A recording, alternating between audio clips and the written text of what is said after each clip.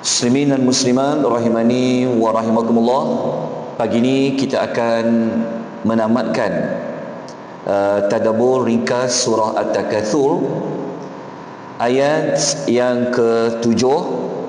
Kita akan sama-sama melihat tafsiran ayat dan seterusnya ayat yang terakhir, iaitu ayat yang ke-8. A'udzu billahi minasyaitonir rajim. ثم لترونها عين اليقين.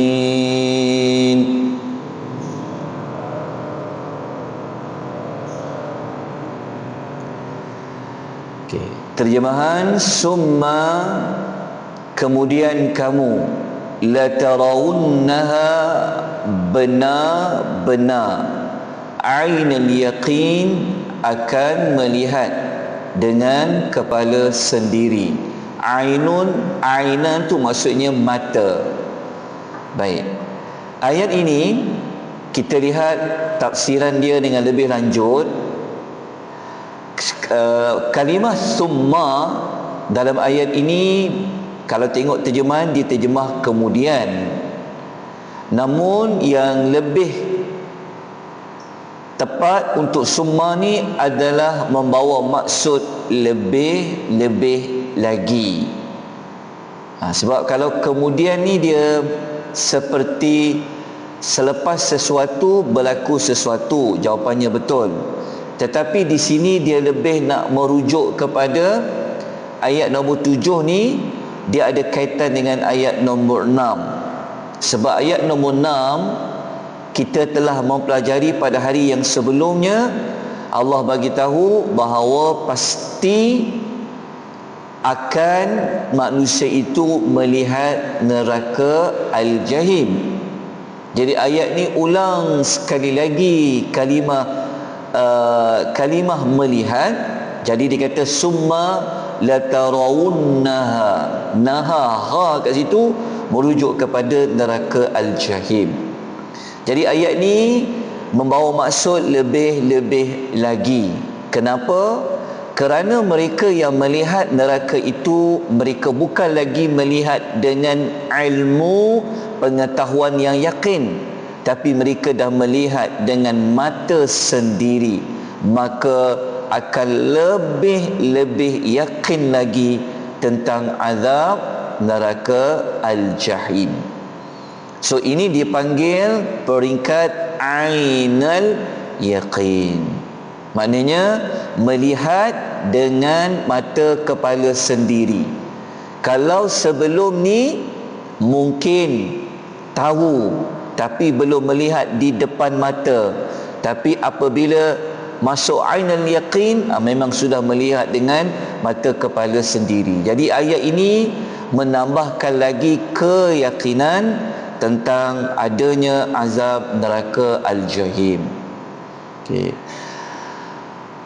Ada satu ayat dalam suratul Kahfi, ayat 53, Allah ada menyebutkan bahawasanya orang yang berdosa tu apabila mereka melihat neraka, Allah kata wara'al mujrimuna an-nara fadhannu annahum waqi'uha walam yajidu anha masrifa. Dan orang yang berdosa itu tetap akan melihat neraka. Maka apabila mereka melihat neraka, yakinlah mereka bahawa mereka akan jatuh ke dalamnya dan mereka tidak akan dapat apa-apa jalan untuk elak daripadanya. Ini ayat ni merujuk kepada orang yang sebelum mereka diazab, mereka akan diperlihatkan terlebih dahulu tentang neraka. Kenapa? Kerana kata Al-Imam Ibnu Katsir, Allah perlihatkan kepada mereka neraka agar mereka segera merasakan azab. Maknanya belum rasa lagi kepanasan neraka, tapi dah tengok dah neraka tu, sudah ada azab yang dirasakan, iaitu melalui azab apa? Perasaan. Apatah lagi sudah merasai azab api neraka. Okey, ayat ini antara pengajaran yang boleh kita ambil, keyakinan tentang azab neraka jahim semakin bertambah-tambah yakin setelah melihatnya dengan kepala sendiri. Lepas tu ayat ini kita dapat belajar keyakinan seseorang itu sebenarnya dia ada tahap-tahapannya. Setakat ini berdasarkan surah At-Takatsur kita telah jumpa yakin tu ada dua. Dua tu macam mana? Kita lihat perbahasan yakin. Okey, yakin tahap satu iaitu ilmul yaqin. Kita jumpa ilmul yaqin di mana? Pada ayat yang sebelum ayat nombor 6 tu, ayat nombor 5 kan? La tarawunna kalla law ta'lamu, ayat nombor 5. Kalla law ta'lamuna ilmal yaqin. Jadi yakin yang pertama adalah dipanggil ilmu yaqin. Maknanya keyakinan berdasarkan kepada ilmu pengetahuan. Contoh, kita ambil contoh macam seseorang dia melihat asap. Ada asap telah keluar. Maka apabila dia tengok asap tu, dia yakin tentu ada api. Walaupun api tu tak nampak lagi. Tapi dengan ilmu yang dia tahu, kalau asap ada, tentu ada api. Walaupun api tu belum nampak lagi. Tu dia panggil ilmu yakin. Maknanya meyakini api itu wujud. Walaupun belum lagi nampak api itu secara berdepan. Tapi ada orang, dia semakin yakin lagi adanya api dekat situ, adalah dipanggil yakin tahap 2, iaitu dengan bentuk ainul yaqin. Ni dipanggil keyakinan berdasarkan kepada penglihatan. Kalau sebelum ini dia tengok asap, mungkin dia tak nampak api, tapi dia yakin ada api kat situ. Dia berjalan lagi ke depan, dia nampak, oh memang betul ada api. Maka keyakinannya makin bertambah sebab dia dah nampak api itu. Tapi ada satu lagi yakin, ni tahap yang paling sempurna sekali. Apa dia? Dia panggil haqqul yaqin. Dia panggil keyakinan yang sempurna. Dia panggil sebenar-benar yakin. Kalau sebelum ni dia nampak api, tapi dia tak pegang lagi api tu. Ni kalau dia pegang api tu, lengkaplah keyakinan bahawa itu memang api. Ni contoh yang paling mudah lah saya letakkan supaya dapat membezakan antara apa? Antara ilmal yaqin, ainal yaqin dengan haqqul yaqin. Okey, haqqul yaqin ada banyak ayat Quran, contohnya dalam surah Al-Waqiah ni. Inna hadza lahuwa haqqul yaqin. Jadi ayat nombor 7 tadi kita dapat belajar, Allah bagi tahu apa? Bahawasanya Allah memberi ancaman. Kalau kau dah tengok dengan mata kepala kau sendiri, tentu keyakinan engkau itu akan bertambah-tambah bahawa adanya azab neraka jahim. Okay, jadi kita lanjutkan dengan ayat terakhir perbahasan dalam surah At-Takatsur, iaitu ayat thumma latus'alunna yawma idzin 'anin na'im.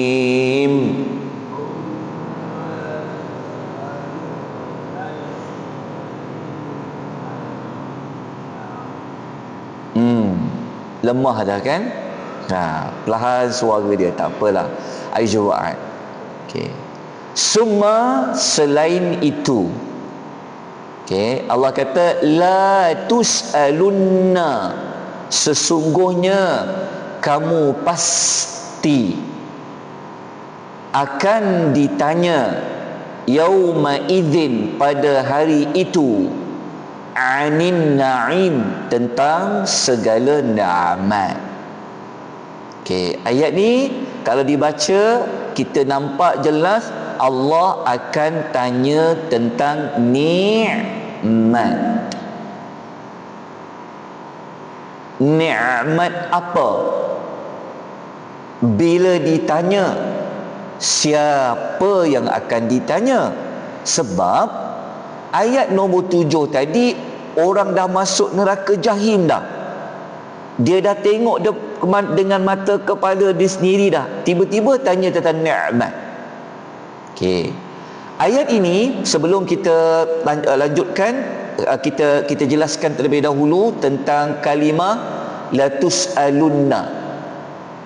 Okey, la tus'alunna ni dalam tafsir Al-Misbah mengatakan kalimah la tus'alun diambil daripada kalimah sa'ala. Tapi kenapa bunyinya ada bunyinya la tus'alunna? Okey, asalnya macam inilah, tus'alu, kamu akan ditanya. Tapi nak menegaskan, nak menunjukkan, nak emphasize lagi ditanya tu, Allah letak huruf lam sebelum huruf ta, diletak pula lepas huruf lam di belakang tu letak huruf nun, lepas tu ada sabdu lagi. Jadi ada huruf lam dengan nun dekat situ membawa maksud apa? Adanya elemen sumpah dan adanya elemen yang menunjukkan kepada kepastian, dan Allah nak menekankan. Sebenarnya kalau kita terjemah dia, sebenarnya dia ada macam pasti-pasti. Sebab tu ada sesungguhnya tu merujuk kepada pasti ia berlaku, dan pasti lagi kamu akan ditanya tentang nikmat. Okey. Siapa yang ditanya? Okey, para ulama tafsir pertama, soalan apa yang akan ditanya tentang nikmat tu? Okey, dia tanya tentang nikmat, tapi dekat nikmat tu tanya apa? Dalam tafsir Al-Karimur Rahman mengatakan Allah akan bertanya untuk mengetahui apakah kamu mensyukuri nikmat-nikmat itu, ataupun apakah kamu telah tunaikan hak-hak Allah di dalam nikmat-nikmat tersebut. Okey, siapa yang Allah akan tanya? Jawapan yang terpilih, sebab khilaf ulama, ada yang kata ayat 8 tadi khusus kepada orang kafir sahaja, tapi sebahagian ulama tafsir kata dia semua akan ditanya. Orang Islam pun akan ditanya. Kenapa ditanya? Ini dia punya jawapan dia. Dalam tafsir Mubin, ini tafsir Melayu, dibuat oleh dua orang asatizah, terbitan Dewa Bahasa Pustaka, tafsir Mubin, mudah je nak faham. Dalam tafsir ini dinyatakan orang beriman pun Allah tanya, tapi Allah tanya tentang nikmat tu, tanya berbentuk apa? Adalah untuk menyatakan kemuliaan mereka. Dia panggil li tashrif. Orang beriman dia bersyukur kepada Allah. Dia gunakan nikmat itu untuk dekatkan diri kepada Allah. Tapi kenapa Allah nak tanya? Sebenarnya Allah Ta'ala nak memuliakan mereka. Ia berbeza dengan orang kafir. Orang kafir Allah akan tanya dengan tujuan untuk apa? Menghina mereka, kerana mereka telah menyalahgunakan dan tidak mensyukurinya. Dia panggil lil taubih. Okey, selesai. Kenapa, siapa yang ditanya? Ada satu ayat dalam surah Al-Ahqaf, ayat nombor 20. Allah memang ada menyebut tentang pertanyaan kepada orang kafir sewaktu mereka dah masuk neraka. Okay, Allah kata wa yawma yu'radu alladhina kafaru 'alan nari adhhabtum tayyibatikum fi hayatikumud dunya wastamta'tum biha. Okey, Allah bertanya kepada orang kafir, kamu telah menghabiskan nikmat kesenangan kamu dalam kehidupan dunia kamu, dan kamu sudah bersenang-senang dengan nikmat itu, dan kamu di mana dengan azab api neraka. Okey, sedikit lagi tuan-tuan perempuan, ada satu isu lagi sebenarnya adalah nikmat apa yang Allah nak tanya tu. Kalau sebut nikmat, rasa semua boleh tangkap apa maksud nikmat, kan? Okey, tapi ada dua tafsiran. Izinkan saya menjelaskan dua tafsiran ini. Tafsiran pertama kata nikmat an-na'im yang dalam ayat 8 tadi nikmat duniawi, nikmat masa dekat dunia. Allah tanya. Ada tafsiran kedua kata bukan nikmat duniawi, sebenarnya nikmat ukhrawi. Nikmat ukhrawi itu nikmat di akhirat. Mesti tuan-tuan rasa pelik, kan? Apa nikmat akhirat tu? Nikmat syurga, nikmat dapat ganjaran. Allah bertanya. Macam mana Allah tanya? Okey, dapat dua tafsiran ni dulu. Okey, tafsiran pertama dikemukakan salah satunya dalam tafsir Al-Jalalain. Itu nikmat di dunia lah. Nikmat sehat, nikmat masa lapang, nikmat aman, dapat rezeki dan sebagainya. Tafsir yang kedua kata, tafsiran kedua saya nukilkan dalam tafsir Al-Misbah mengatakan ayat 8 tadi tu bukan tentang nikmat dunia, sebab an-na'im dalam Quran selalu digunakan untuk menyebut tentang nikmat syurgawi. Jadi kurang tepat kalau ditafsirkan ayat 8 tu nikmat duniawi. Sebab apa? Ini logik dia. Ayat 1 kita belajar ancaman tentang dah nak mati semasa nazak. Ayat 3 masuk dalam kubur. Lepas tu keluar dari, ini susunan ayat, kan? Keluar kubur, lepas tu tengok neraka, lepas tu tanya nikmat. Soalan macam ayat tu, kalau nikmat tu nikmat dekat dunia, sepatutnya ia berlaku sebelum masuk neraka. Ditanya dulu untuk hisab amal dia, baru masuk neraka. Jadi para ulama yang pegang tafsiran kedua kata sebenarnya Allah bertanya tentang nikmat syurgawi, nikmat syurga tu kepada orang masuk neraka tu. Alasan dia apa? Okey, dalam Quran kalau Allah guna nikmat duniawi, Allah akan guna kalimah ini, an-ni'mah. An-ni'mah. Tapi kalau akhirat Allah guna an-na'im, nikmat syurga lah, an-na'im. Contoh, Allah ketika sebut nikmat syurga Allah akan guna na'im, tak guna ni'mah. Jadi para ulama tafsir yang kedua kata tu, ayat tadi tu sebenarnya Allah bukan nak bertanya tentang nikmat semasa dekat dunia, tapi nak tanya nikmat akhirat. Lagu mana nak faham tu? Okey, seolah-olah orang dah masuk neraka ni, Allah Ta'ala nak psycho dia. Apabila dia masuk neraka, Allah Ta'ala tanya dia tentang nikmat syurga. Maksudnya apa? Kan apabila dia masuk neraka, tentu dia rasa azab, kan? Jadi Tuhan tanya tentang sama tak masuk neraka kalau dapat nikmat duduk dalam syurga? Tu maksud dia. Allah tanya tu maksudnya Allah tanya tentang nikmat syurga. Engkau dulu dengar kan tentang syurga, tapi kau masuk neraka. Kenapa ditanya? Dalam bentuk nak psycho, dalam bentuk nak bagi dia rasa lagi azab dari sudut apa? Azab dari sudut perasaan. Okey, namun begitu kedua-dua tafsiran itu dibahaskan oleh para ulama tafsir. Ambillah dua-dua tu, ya. Tapi jangan pening-peninglah, tapi saya kemukakanlah juga kedua-dua tafsiran itu. Alhamdulillah, tamatlah kita surah At-Takatsur. Jadi dia punya tindakan kita, maka jangan bazirkan waktu yang Allah beri kepada kita, gunakan waktu nikmat duniawi ini untuk mendapat nikmat syurgawi.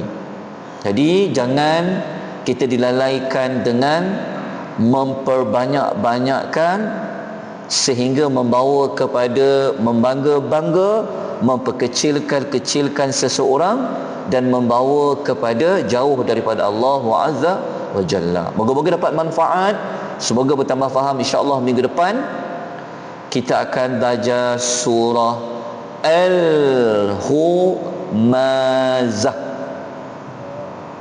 Surah tentang membawang. Surah backbiting, insya-Allah. Ngata, surah mengata, ngata orang. InsyaAllah kita jumpa minggu depan.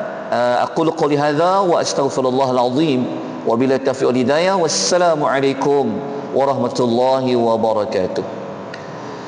Subhanakallahumma wa bihamdika asyhadu an la ilaha illa anta astaghfiruka wa atubu ilaik. Wal 'asr innal insana lafi khusr lil ladzina amanu wa 'amilus salihati wa tawassaw bil haqqi wa tawassaw bis sabr.